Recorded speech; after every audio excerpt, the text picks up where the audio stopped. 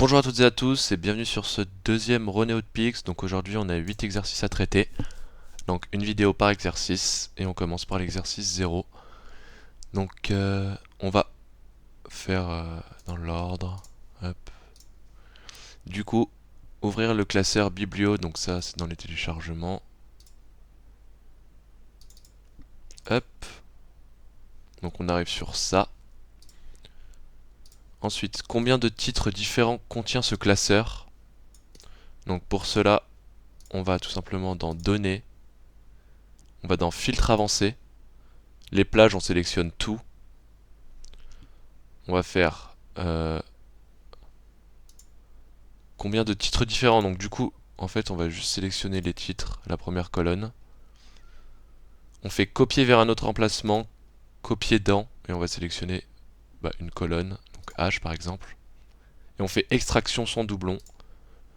Et du coup, ça nous a enlevé les doublons. Et pour savoir combien on en a, on se met dans une colonne, on fait égal nbval. On ouvre les guillemets, on sélectionne la colonne et on ferme les guillemets. On fait entrée et ça nous met 175. Mais du coup, ça nous a compté aussi la colonne titre. Donc faut soustraire 1. Et du coup ça fait 74. Et c'était la réponse. Ensuite, combien d'auteurs différents contient-il? Du coup, on fait la même chose, sauf qu'on sélectionne la colonne auteur. Donc on fait données, filtre avancé. On sélectionne la colonne B, copier vers un autre emplacement, copier dans O par exemple, extraction son doublon. Et là, du coup, on a notre. Faut refaire la même chose avec nbval du coup. Sauf que dans les guillemets, on sélectionne cette colonne-là, et du coup 159.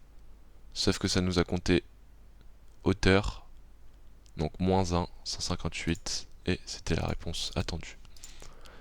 Ensuite, on veut classer par ordre alphabétique les titres.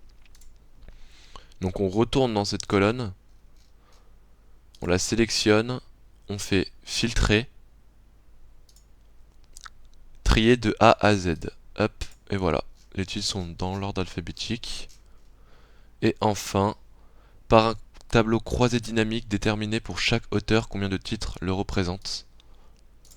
Donc là, on va dans Insertion, tableau croisé dynamique, on sélectionne nos 4 premières colonnes, on fait OK, du coup on arrive là-dessus, on va venir cocher titre et auteur, et on va mettre titre dans valeur, et en face de chaque auteur, on a son nombre de titres. Voilà, donc premier exercice fini, et je vous dis à tout de suite sur les autres exercices.